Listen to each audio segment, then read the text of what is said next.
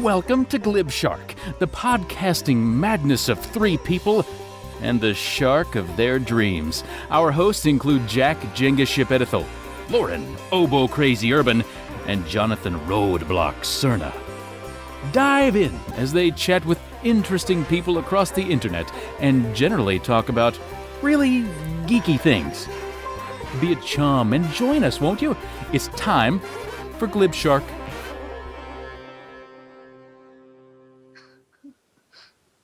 I have absolutely no idea if that's correct. It is now. Fuck yeah, it's now. All right. Well, we've already kind of started, and hi, I'm Jonathan, and welcome to Glib Shark. This is a really weird episode because we don't have Jack, we don't have Lauren, and we're just kind of going into it. We've already been talking to our lovely guest, Naomi, also known as NaomiC on the Rooster Teeth site and of various Twitters. And we will get to her in just a bit. But for right now, I wanted to do a little mini This Week in Geek, just a shout out to Lauren. Halo Master Chief Collection, absolutely killing it. This has really been a great time for first-person shooters. Like, you've had Destiny out for a good month and a half, 2 months. Then you had Call of Duty Advanced Warfare last week, and now you have Master Chief Collection. So if you love shooting stuff, you've got tons of options on your platform of choice. This is actually one deal where it's a not sure if you have an Xbox versus a PS4. With a PS4, you're getting a little more with Destiny. With an Xbox, you're getting Master Chief Collection, which is kind of awesome. I haven't played it myself yet. As I was mentioning earlier, up until like a couple of minutes ago, I was in Destiny finishing out a mission, just barely. I actually need to talk to my fire team to make sure I got my rewards afterwards, because when you disconnect, you'll lose your rewards. That actually happened to me a few weeks ago. We were running one of the harder missions in Destiny, and so when you complete it, you get your rewards. Well, I was running late, and I needed to I panicked and disconnected my Xbox, lost out on my rewards. Oh, God. There were exotic guns and everything. I didn't get any of them. That burns. Oh, God, it was awful. But moving right along, we have our guest. She is a regular contributor to the top posts on roosterteeth.com. Just go to roosterteeth.com, click on top posts, and on any given day, you're going to see something crafted by this young lady. NaomiC on the site. Welcome to the show. Thank you. All right, I'm going to just get started. How do you make all this stuff? It is amazing how much content you put out in the form of puppets and T-shirts and costumes. I guess a good place to start is, how did you get your start on the Rooster Teeth site? I got my start. The first thing I ever posted, Rooster Teeth related, was X-Ray cosplay back in, I think, last year September or something, and I don't know. From there, I just received such a positive response from the Rooster Teeth community that I just kind of knew I had to make something more, and it just kind of never stopped from there. Yeah. I would say it has rarely not stopped. I mean, as someone who has a stake in the community, I am on top posts a lot, partially because because of my position on the site, I cannot be on top posts unless someone draws me, which shout out to my buddy Lauren, who has been putting out some Destiny related comics and stuff. Oh yeah, I've seen some of her stuff. Oh God, it's so great. Well, she is really, really good at expressions. When I first started seeing her stuff, it amazed me how expressive the faces were. And then since we've been playing Destiny and hanging out, I have found out that she does that work very quickly. Oh yeah. There have been sketches that she's done that of herself and of noobs and of me, and she'll be like, oh yeah, we were in orbit and we were getting ready to go to this mission. Oh, and I did the sketch, and we're just like, what? That's amazing.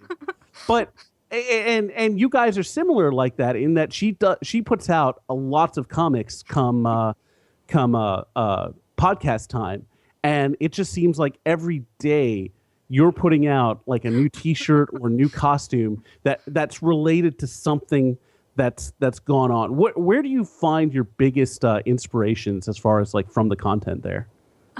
My biggest inspirations, like inspirations like to make things or Yeah, absolutely. okay. Yeah.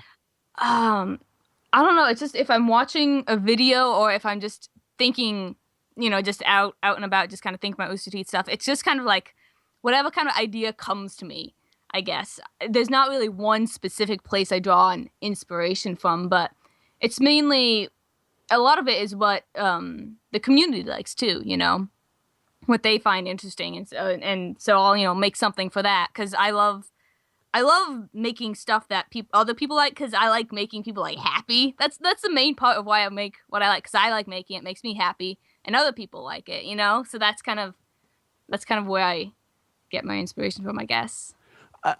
One thing that I have noticed about a lot of the stuff that you put out, like I for one love T-shirts. Like there was a time when I was spending. I'm not even going to say how much money I was spending at Root. It's cringeworthy. Oh God, it was bad. Like there were serious talks that needed to be had about like how much investment and quote unquote investment was going into T-shirts. I found that they were actually very poor investments. There's not a whole lot of return on those, but just the sheer volume of stuff that you put out. Have you thought about maybe putting those out for more people to enjoy, or is it still just kind of more of a personal deal for you? Like do you mean selling them? Yeah, absolutely. Something? Well, see, like I kind of the problem I have with like selling them is it's like I don't feel right unless it's selling something unless it's like 100% my own thing. But since they're all like Rooster Teeth inspired, I don't really feel right taking any sort of profit from that. Right. Do you see what I mean? So that's why I haven't really sold anything. It's just like, yeah, I would love to have people have them, but yeah, I don't really feel right making a profit from something that's partially someone else's idea. And I just kind of moving on from the T-shirts to kind of the other stuff you do. I know that one of the things that sticks out in my mind of the stuff that I've seen that you do was your Nora costume. First of all, I'm like a lot of people where Nora from Ruby is one of my favorite characters. Yeah. Just flat out. She's pretty great. Oh my God. I actually in Destiny, I go up to people and there's like a little point thing and I'll go up and hey. Oop. And then run away. That's pretty great. Nora has touched my life as she can touch yours and your nose in moving fashion. She will touch your life and your nose. So how much effort went into that costume? Because it was really great. Let's see. That was actually almost exactly a year ago because it's on Halloween. Yeah. That I made that. Yeah, no, actually, let's see, I'm trying to remember. It's been so long. I think the hardest part was like the brace thing. That right. I don't know what that like armor buckle kind of thing that goes around her, and what I've actually found wearing that is it's like extremely hard to move, like bend with that on, like to bend down to pick something up because it's just like, well, what I had was hard plastic, but if it was actually kind of metal, which I'm assuming hers is, that it would be like almost impossible to actually move in it. So sometimes when I'm like watching Ruby, I think, if that's the case with her, like just how crazy she would be if she wasn't wearing that. Like, I know when I've cosplayed, the realities of cosplay, I think escape people who, goddamn, Vine fucking went off. I think people who don't cosplay kind of look at costumers like, oh, hey, that's kind of funny. Wow, that looks kind of cool. They don't know about like the logistics. Like I went as a character from a game called Thornwatch to PAX last year. And it was a pretty simple costume, but one of the things that it had were claws, like talons on both hands. And the glue that I was using, I didn't want to rip off my nails, so I couldn't use like super glue or anything like that. So there was like stage glue or whatever that kept these claws on. And it was annoying enough to where I really couldn't like work anything, but it wasn't like they were sturdy, so I could just like, oh, I'm just going to grab this and whatever. So it was this weird, like, okay, they're in the way, but if I'm not careful, they're just going to fall off. Eventually, I think I lost my index fingers, and I'm like, you know what? I can just pose and keep my index fingers in. It's fine. No one will notice. Yeah, I get that. Like, I never knew why, superheroes were like the underwear on the outside of the tights before I actually made a superhero costume, and I was like, this actually like compacts things very nicely and it makes things very aerodynamic. I think there was one of my favorite comics is Watchmen, and there was a section in there about like the first Night Owl, who was this one costume adventurer that was like running around like the 40s and 50s. Yeah. And he had his justification for the underwear. He's like, I need to be able to move around and juke people, and I can't sacrifice mobility, and this is the best thing for it. And it's like, I don't care that I'm running around in my undies. I'm just going to keep on punching dudes and keep on living. And I was like, wow, that's all right. No, and it really works. Yeah, I mean, especially because if you have like tights on, if you bend with tights, they eventually start moving south, But the underwear, like, it keeps them up, no problem at all. Oh God, that reminds me of one of my favorite parts in any superhero movie was from The Incredibles, when the whole no capes bit. And what's funny is like that costume that I mentioned, one of its best parts is the cape, because it's like a lighter than normal material, so it's easy to get all floaty or whatever when I'm walking around. And so it has a cool effect, but it's still a cape. So every time I'm wearing it, I'm like, am I going to get this caught in like a door or something? I gotta be careful. Do you have any cape misadventures? Because I think you wore an X-ray and Vav costume, or an X-ray costume to RTX, right? Yeah, nothing went wrong except for I was with my sister and she was Vav, and I kept accidentally stepping on the end of her cape, so I guess there's that. But also, like, we were both like kind of like not like really scared, but like going like up the escalators. Right. We like always like make sure we have our capes like bundled up under our arms and don't like get caught. Because that's like the biggest fear, right? Like getting sucked into an escalator. Cape patrol. Yeah. Cape check. All right, we're good. Yeah, I actually, while I was wandering around RTX, I was helping out with a short film shoot, and it involved me getting Cheetos all over myself and like in my beard and all over my face. So I'm like, okay, guys, I'm done. They're like, yeah, you're wrapped. I'm like, okay, cool. I'm gonna go wash up. So I'm walking to the bathroom, and I run into Jeff Williams while on my way there. And Jeff and I, we've known each other for a while. So he's like, hey, buddy, what's going on? I'm like, hey, man, how you going? He goes in for a hug, and I'm like, okay, this is happening. Jeff, I'm really sorry. You might be Cheetoed now. Cheetoed. You hug, and there's a puff of, like, orange. Jeff, being Jeff, didn't care. And then we found we were going to the restroom. So there was that awkward, like, he's on one end of the set of stalls, and I'm on the other. And we're like...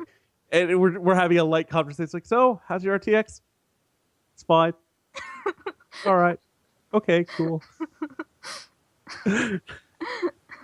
Not awkward in the least, though. I love Jeff. He's a great guy. That was a very interesting RTX this last time. Was that your first one? It was my first one, yeah. What did you think? It was kind of crazy. There were a lot of people there. Definitely, yeah. It was really fun, but there were a lot of people there. Yeah. I think this last year, was it like 35 or 40,000? Yeah. Something like that. Man, like that, it has come so far from where it was. And then with the news on Monday of the partnership / acquisition / whatever with Fullscreen, for those who don't know, and I'm sure people listening to the show already know, Fullscreen has acquired Rooster Teeth, and there's a deal in place. We don't know the details, and quite frankly, we don't need to know. But from the educated opinions that I've seen, they seem to think that this is really good because a lot of the business ad side is going to be kind of offloaded to this company. And one consequence that we might see is an expanded vendor presence at RTX. Different vendors, not just the people who are kind of buddy and with Rooster Teeth. And that's not to say that there's anything wrong with that. I mean, like Certain Affinity showing up, that's great. Operation Supply Drop having their own booth, that's great too. But I think what we're going to see is a bigger breadth of stuff. And that also means potentially more of the convention center is going to use, which means even more people on that weekend, which Wow. It's going to be insane. And since it's not on a 4th of July weekend, we're pretty much going to have that area of downtown all to ourselves. There's always something going on in Austin, though, so who knows? But I'm really looking forward to next year. And are you going to be able to make it down? Hopefully. As of right now, that's the plan. Yeah. We actually we did not stay in a hotel this last time. We actually ended up staying in a condo that we had rented a couple of blocks down from the convention center. Mm-hmm. It was one of the best like convention housing situations I've ever been in. Oh yeah. It was just a bunch of friends, and we were all hanging out, and it was just about perfect. There were a few little hiccups, but it was by and large really awesome because it was 2 blocks from the convention center, 2 blocks from 6th Street, and well within stumbling distance from just about any bar we could go to. Plus, we found out that there's this really awesome thing called Uber, and it made us so goddamn lazy. Like, it all of a sudden, like we were at 6th Street going, hey, we could just Uber home. Wouldn't that be funny? Blink, blink. We could Uber home.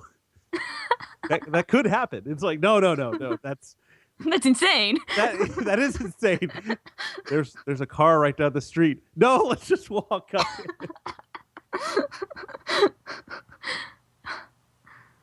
So it definitely changed the landscape because like I know like when I go to RTX and a lot of other conventions, I either don't have my car or I'm not in a position to drive my car, we'll just say. So okay. We'll just say that. We'll just say that. So like a lot of the offsite stuff, like Jack's thing at the F1 place or karaoke that's like just not downtown, is all of a sudden very practical because you could just get a ride out there. I'm so excited about doing Uber some more. Yeah, public transportation always like amazes me because I live out in the middle of the country. So if I want to get anywhere, I have to like drive for half an hour. So to think that there's like, yeah, you can just hop on a bus and go somewhere. That's just kind of I remember when I went to Toronto for the first time. It was my first like subway experience because I'm from Texas, so there are no subways, and they're just now like light rails and that sort of thing. But that was my first time like ever being in and around a subway, and I'm like, this is awesome. I just go down and then hop on a train, and then I'm magically blocks away. I can do anything. It was very, very cool. And since then, I've been in a few cities that have had subways, and I think probably the best experience was actually at a PAX East, the first PAX East in Boston, and I was hanging out with a bunch of community people, and we were trying to get from our hotel to the convention center, and it was just like on one of the subway lines. Well, apparently the subways get really crowded on like Friday night, and that didn't occur to me, but it's like, oh, that makes sense. So we pack into the subway, and I am pushed up against like just shoved up against this poor girl who was clearly going out for a night on the town. So it's like, and it's like, hi. She's like, hi. I'm like, how are you? She's like, all right. So it's like this weird, like awkwardness. Like, okay, I'm trying not to touch you, but that's not possible. It's not happening.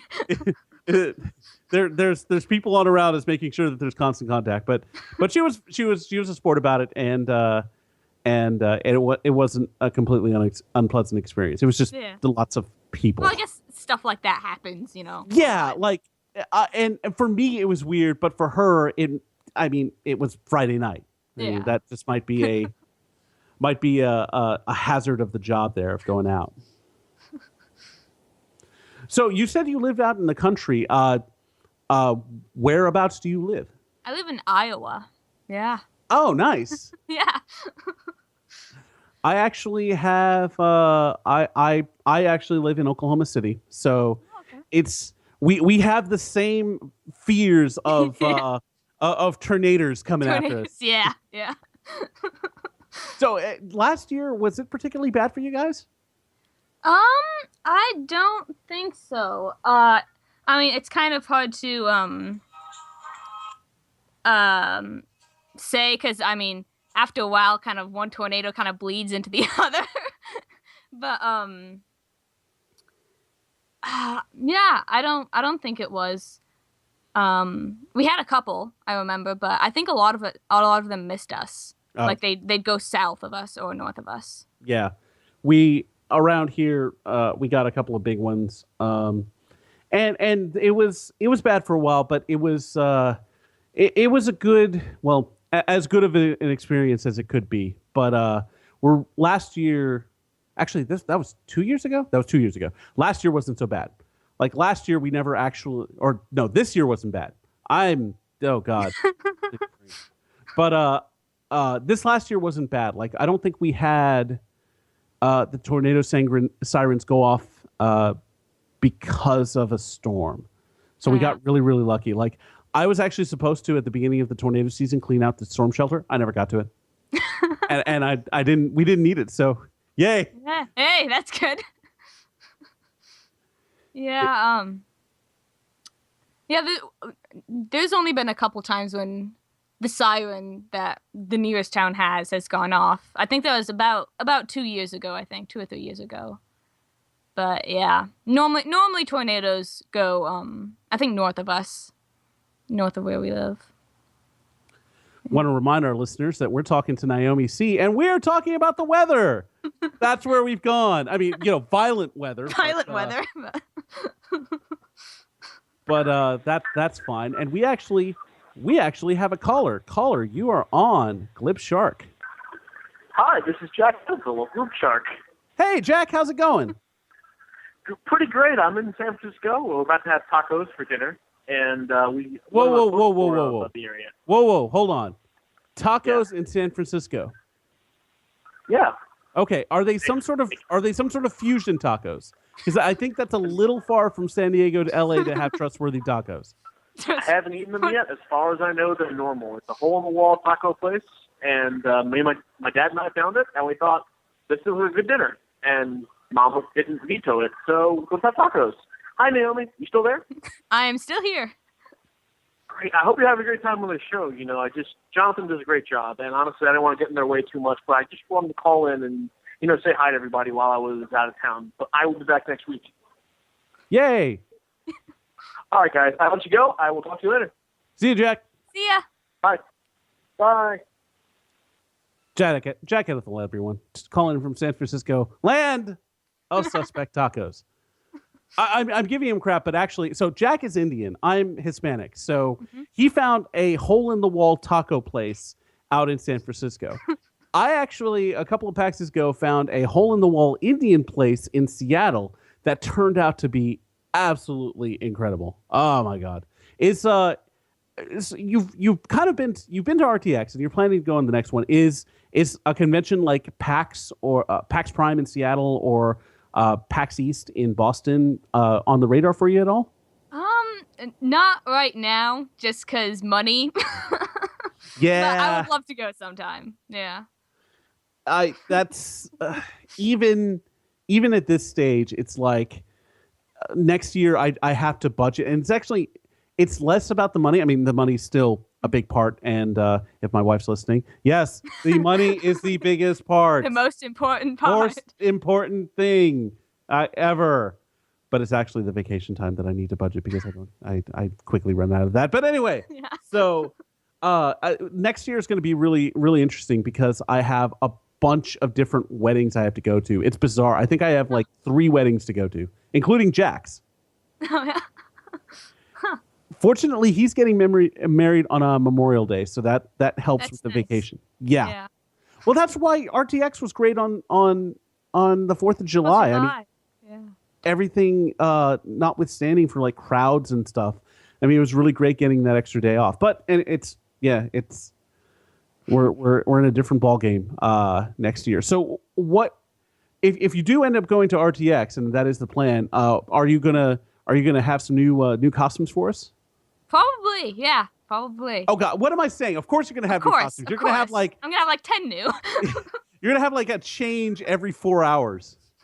Literally, last year, I packed my suitcase full of costumes and then was stuffing regular clothes into like costume boots so I could fit it in. So it's like, wow, okay, I'm set for costumes. What am I gonna wear for the party? Pretty much. I don't know. For a lot of those parties, you could probably just go with your costume, depending on what it is. The greatest part is when you have a costume that is parts of it are normal clothes, so you can just wear that with like a normal top or whatever. What was your favorite example of that this last RTX? Like which costume worked for that? I don't know if any worked for that actually in this last one. They were all pretty. Yeah, one was a one-piece motor cop uniform, so that doesn't really go with anything. And well, I guess it depends on the party, but anyway, moving on. I guess you could put like, I don't know, a jacket over it and it'd seem kind of regular. Believe me, I've seen weirder things. It's on 6th Street and at some of these convention parties. Oh God, we won't go into that.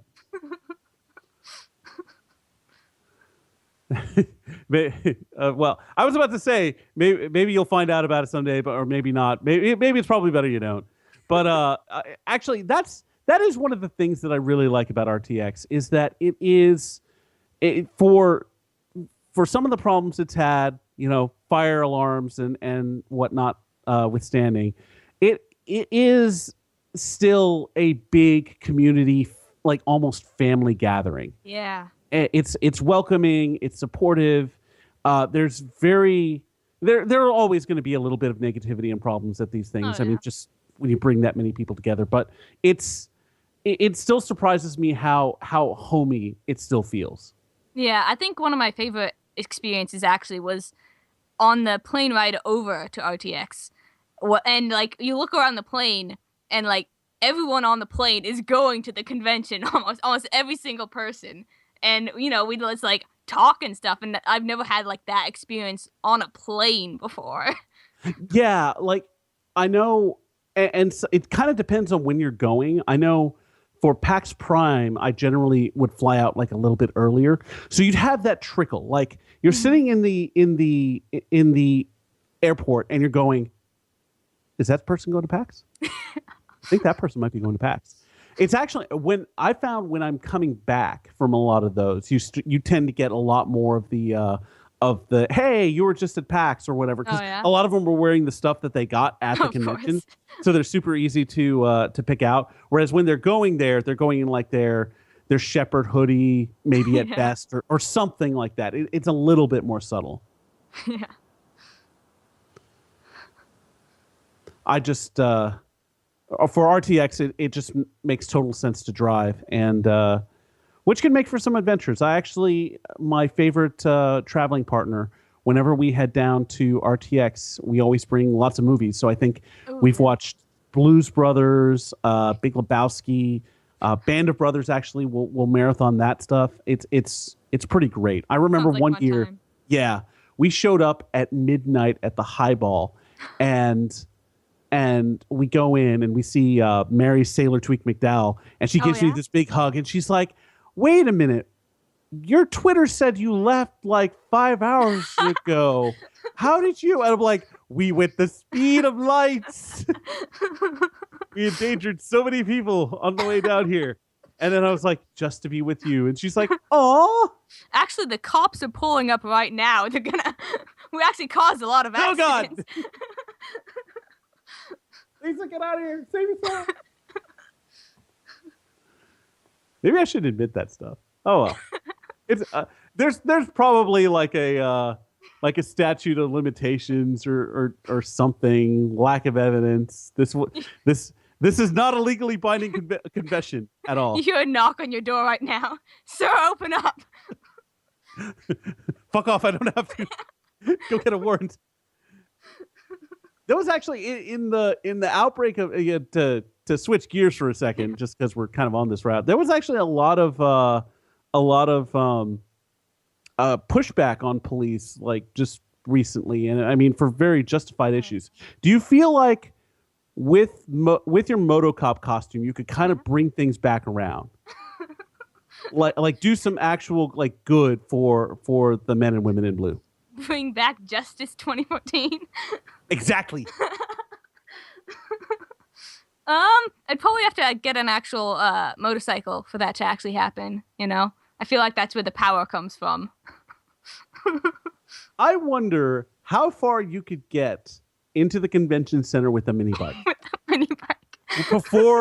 Before the wall of guardians actually stopped you from like going any further. They're throwing themselves down in front of the tires to try and stop. Like, we can't touch her, but we'll get her bike. I was actually, when we were during the full fire alarm, we were going out to dinner, and so we walked to this pizza place, and we see Burns out on the sidewalk, just kind of like just hanging out and doing stuff. And I didn't know at the time. We actually talked about this on a previous show, but he was actually sort of trying to funnel people away from the convention center by just standing in one place, knowing that people would come up to talk to him. He's bait. Exactly. He was crowd bait. So we passed by him and we're like, "Hey, Burns, we're going out to dinner." He's like, "Oh, yeah, see you guys around." So we're coming back, and I see that he's still there talking to people, and I'm like, "Oh my God, that guy is a trooper." I feel real bad that I didn't get him like a slice of pizza or something. So I'm coming over, and I go in to give him a pat on the back, and his PA like goes to block me. Well, and justifiably, he doesn't know that we're friends. Yeah, that's his job. Yeah, exactly. He's doing his job. So I like did a little hand foo so I could get that back pat. But he gave me the dirtiest look. And whoever you are out there, Bernie's PA, I am sorry. You did a great job, and you should be commended, sir, whoever you are. You hear another knock on your door. It's him. Oh God, he found me. He's come back for his admonishment. For my admonishment, I guess.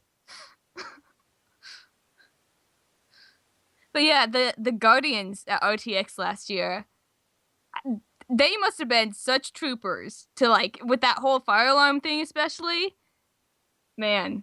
I think what you'll find next year is that the quality of Guardian is going to be a lot higher because, one, you'll get rid of the people who saw how much work it was and then are just like, I don't want to do that again. And that's fine. I mean, I'm not going to be a Guardian because I know how much work it is. And I definitely admire those guys.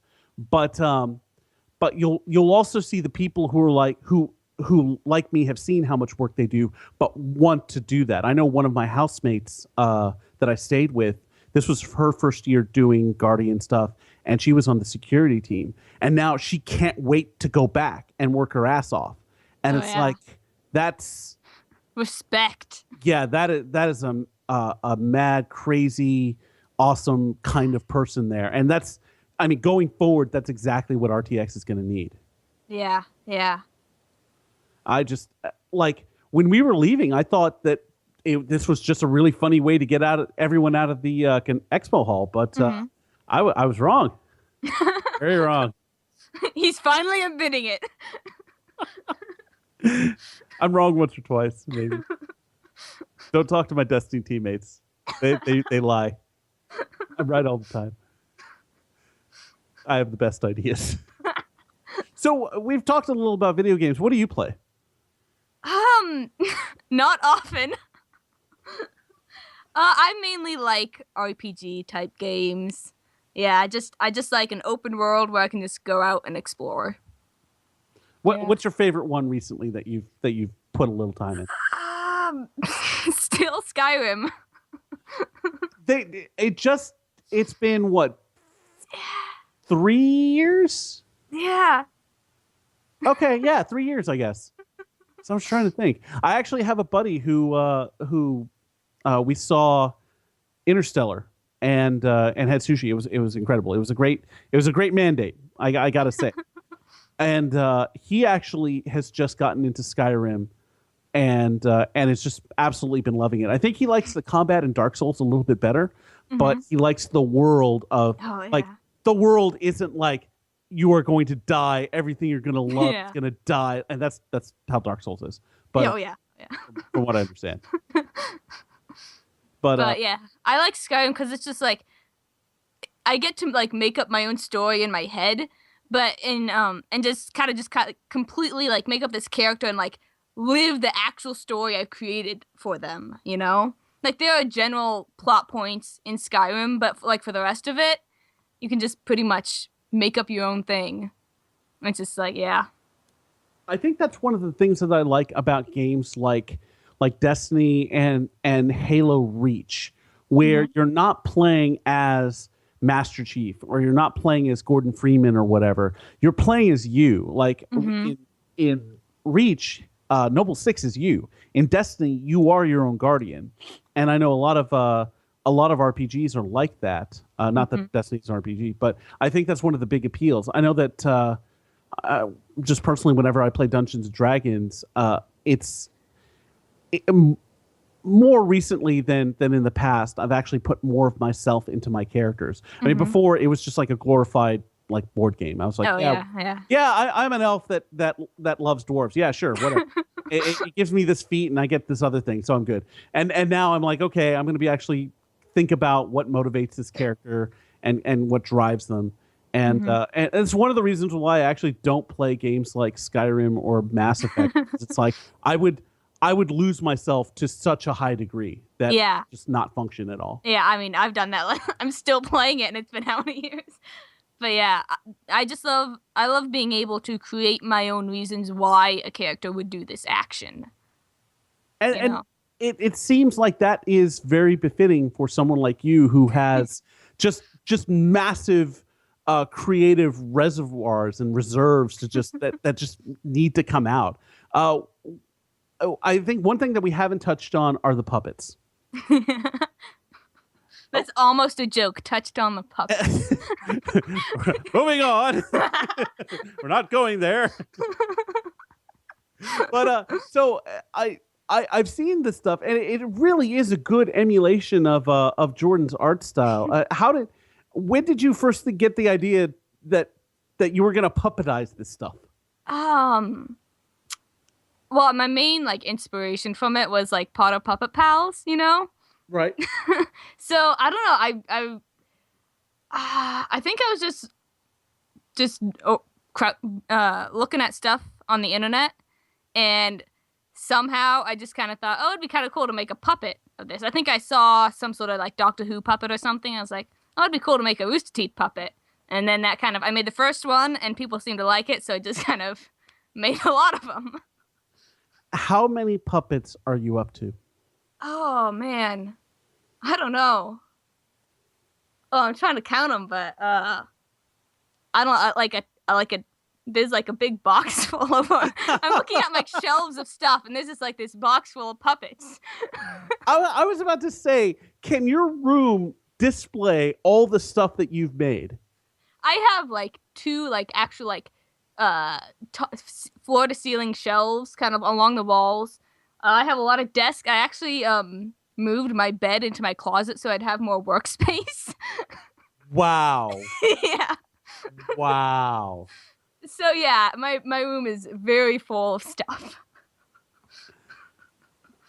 So when you eventually vacate this room for wherever you're going to go, what is going with you and what is staying? What are the things that you're going to take with you to your apartment or dorm room or wherever else you go after this? Oh man, I don't know. So see, one of the nice things about being in the country is we have a barn, so we have a lot of storage space at least. Oh God, yeah.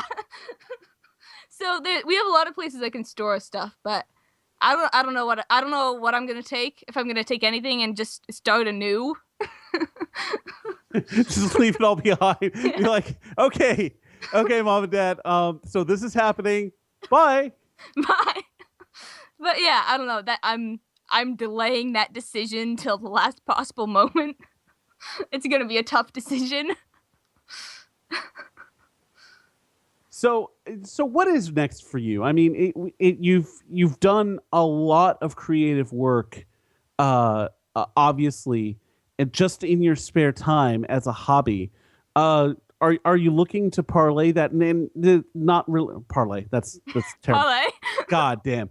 All right. So are you looking to continue that going forward? Like maybe studying something artistic in school or trying something like that in a more professional capacity? Yeah, no, definitely. For now, plan is college, and I'm gonna get some degree in some sort of design and also a business degree, just so if I want to start doing my own thing with business-wise, I can have that.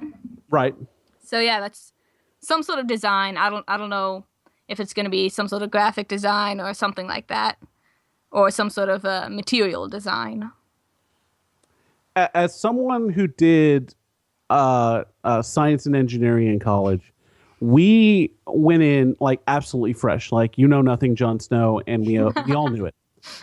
It seems like a lot of times, if you're going into college for something a bit more creative, you want to go in with a little bit of body of work, and it seems like you've got that covered a little bit. Yeah. Is there any other projects that you kind of want to tackle before you take that next step? Like any challenges you want to maybe take on, and then when you do go to college, say, hey, look what I did. All right, let's keep going. Let's see. Any more projects? I want to do more with like claymation stuff. I did a little bit with that, but I definitely want to try more with that because that was really fun. So that's one thing, I guess. But I've actually just started taking actual like sewing lessons because I know how to make a lot of stuff, but I don't know like officially how to make anything. See, the spit and bale wire method, but yeah. But so yeah, I guess a lot of stuff would be just kind of actually learning, like the techniques of stuff. Would be yeah. It seems like the stuff that you're making is already pretty good. How much do you feel like those proper techniques, I guess we'll call them, would improve your stuff? I mean, because it seems like a lot of the stuff you do is already pretty good, and obviously stuff like that is going to make it better. How much better do you think those kinds of educations are going to improve what you do? I think what it'll really help is, especially with sewing, is just how fast I can make something. Okay. And how, stuff like that, or how long it'll hold together is pretty much what it'll help, I think. I did notice that one of the pictures that you had was of a cheerleader outfit, and I'm kind of using that to kind of parlay into sports. Are you a particularly sporty person, or is there a team you follow or anything like that? I'm into fencing. Wow. Yeah. Nice. What's your weapon of choice? Well, I don't actually fence anymore. I still go to club, but I was an epéiste. Yeah. Okay. My sister is very, very into fencing. She actually went to nationals and medaled like 3 times. Wow. So yeah, she's really, really amazing. She's kind of obsessed with fencing, like I'm obsessed with my art stuff. So yeah, so I got into fencing because she wanted to, and a bunch of us friends joined, and I'm not a competitive person, so actually participating in a sport isn't really my game kind of thing. But I really love the technique of fencing, the sportsmanship of fencing is really cool. So I kind of stay with it still. Do you feel like you could work that into a future costume? Like, is there a particular cosplay or character that you think would benefit from a fencing background of the cosplayer? I'm trying to think, but most of like sword play that's in like like video games or anime or whatever is not at all like fencing. So I'm not sure how much it would help unless there was a fencing anime, which I think there's one, but it's pretty bad from what I've heard. I think Kill la Kill might have had a fencing club in it. I'm sure they had every other club. They had like a tennis club and everything like that. If you Kill la Kill, it's on Netflix, and it's definitely an anime that doesn't take itself too seriously. It's like full of tropes, but it acknowledges it. I think I've seen the first 2 episodes of it. Yeah. It's surprisingly good considering how it starts off and how it's kind of like madcap and stuff. It's got some depth to it, but I know I'm trying to think of other characters that could do that. And there's like one League of Legends character I think that could. I know. There's some anime out there that's fencing centered that she has like some sort of magical. I don't know if it's an epee or a saber or a foil, but there's one. But from what I've heard, it's not actually like real fencing. Right. Very few thing in anime is not thing in real life. Yeah. Well, especially with fencing. Yeah. There's not a whole lot of like, sword slashing, especially with epee. It's a lot of trying to outsmart the other person. So it could be like 3 minutes of people just like moving back and forth with like no contact with the blade hardly at all. And then there's one point someone like screams in triumph and then they restart. Yeah. I used to do judo in college, so it was a lot of it was some of that like especially when not so much at my level because I was strictly an amateur. I don't think I even black belted, but especially when you watch like Olympic judo matches, it's a lot of gamesmanship. It's a lot of feeling out your opponent and then like a mad dash of action. Yeah. You'll see like a lot of matches like go till the time limit because these guys are I don't want to say that they're playing not to lose, but it feels like sometimes they are. Yeah. I just kind of want to go. I want to see a dude get thrown. So I just want to see some bodies fly. Is that too much to ask for? Oh God! I remember one time I got thrown and the guy's foot slipped a little bit. And so as I was coming over, I saw the mat coming towards my head. Oh. And I'm like, oh God. And I like, balled up. And so it hit where I was supposed to. But I was like, that was really scary because I was like, I shouldn't be seeing this. This is how I die. Maybe I did die there. I'm talking to a ghost. First podcast with a ghost on it. Well... Maybe. I don't know. Actually, we've been on a long time. There may have been a ghost on previously. We have no idea.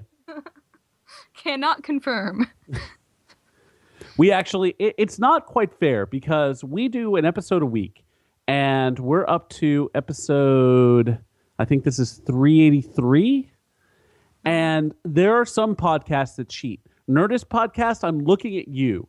It's bullshit that you can release 2 episodes a week.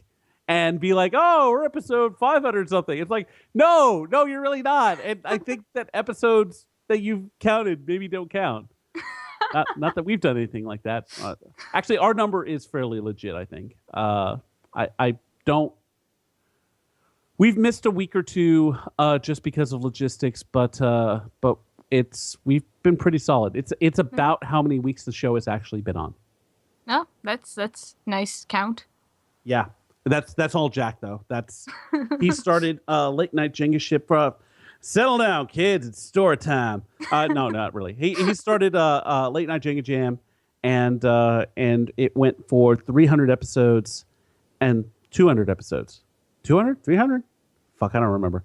But we kind of decided that we needed to kind of start anew. So we started the Glib Shark brand, but it's largely the same except with better sound quality. You just painted over. Well, okay. So like previously we used to use TalkShoe and for those who listen to the show, you've heard this before, bear with me. But we used to use TalkShoe, which was a sort of phone service. So we call in but it was listening to the phone all the time. And there's some great shows in there, but you're still listening to a phone call. And when we switched at some point in the Jenga Jam history, we're like, you know what, we gotta do it a little bit different. And so and through its various iterations, now we're on Twitch. That's how we stream out to people, and we still release our MP3s out to like iTunes and stuff like that. So it's been quite a journey. Have you ever thought about doing your own show? Oh, I've thought about it, but like, I don't know. Everything I do is so much like about my art and not about me. I'm slowly getting comfortable with actually like bringing myself into it more. I don't know. It sounds strange, but yeah. Well, maybe. I mean, for some things it would work. Like for your puppets, you could just be like, hey, here's Puppet. And then, oh, there's Naomi hands. But for your T-shirts, we kind of have to see you. And for the costumes, well, they're costumes on you. So has that helped? The fact that your projects are wearable, has that made it more comfortable to be like, oh, hey, this is me? Yeah, it definitely has a lot, I'd say. But yeah. But even just like, picture, of a costume or whatever is very, different from doing a show with me in it, because a picture is just, it's you can't really, you can get a feel for who someone is, but it's a lot more impersonal than someone you actually hearing someone, It can be like, I whenever I'm doing the show, like I kind of go on, and it's harder than people think. It's actually like, because when I'm playing video games or whatever, I'm just kind of like, yeah, okay, that's kind of funny, and then sometimes I'll make a joke, but with this, you got to entertain. Yeah, so it's a little bit different of a deal. Yeah, I'm actually like pretty impressed how you're able to like talk, just consistently for so long. God, I've had a lot of practice. Also, I love hearing myself talk, so that kind of helps. Yeah, I'm kind of naturally a very quiet person, so being able to talk for a long period of time is not my strong suit. Well, you say that, and we're actually coming up on time. Like I did not think time would fly this much, but yeah, I didn't either. But we're just about at closing time. Naomi, how can people find you and your stuff out on the internets? On the Rooster Teeth website at NaomiC. Anyway, yeah, go. It's time for you to pimp away. On Twitter, I'm Naomi Sheekwin. Strange spelling on that. I'm glad you said it and not me. Yeah. My last name has been butchered so often that it's just like you just kind of expect people not to be able to say it right. Well, it rhymes with sequence. Yeah. That's what we always say, Actually, my sister, I think she did it. I think when she was like in like second grade or something, she convinced like the other kids that our family like was our ancestors like created sequence. Nice. Yeah. Very nice. I think I'm on Tumblr, Naomi LC. I think that's what Tumblr is. My Tumblr is. I don't go on there as much, so I think that's it. I think that's all the places I am.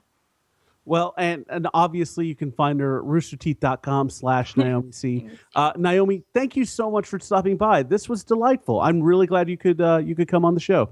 No, yeah, thank you for having me. It was a lot more fun than I was expecting, because you were very good at getting me to talk, which is not an easy task sometimes. Oh, well, thank you. Well, guys, we're just about done. Stay tuned for next week. We're not really sure what we're going to do, because that's how we roll these days, but you can be sure we're going to have fun. We're going to have at least Jack back, and hopefully, assuming that the power company cooperates, we'll have Lauren back as well.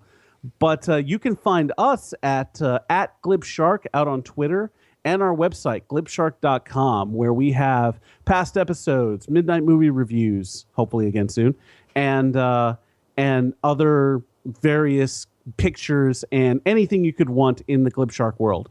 And you can find me at road_block. You can find Jack Edithel at Jack Edithel, and Lauren Urban at at Obo Crazy. You say I'm good at this stuff, and I screw that up. Oh, great. That's a great note to go out on. But again, thank you, listeners, for joining us. This is Jonathan Cerna for the entire Glib Shark staff saying thanks, good night, and stay sharky, my friends. That's all for this week's episode of Glib Shark, but you can find more swimming around the internet. Go fishing for us on iTunes. We're a 5-star catch. Or follow us on Twitter at GlibShark. You can even drop us a line, glibshark@gmail.com. Until next week, stay sharky, my friends.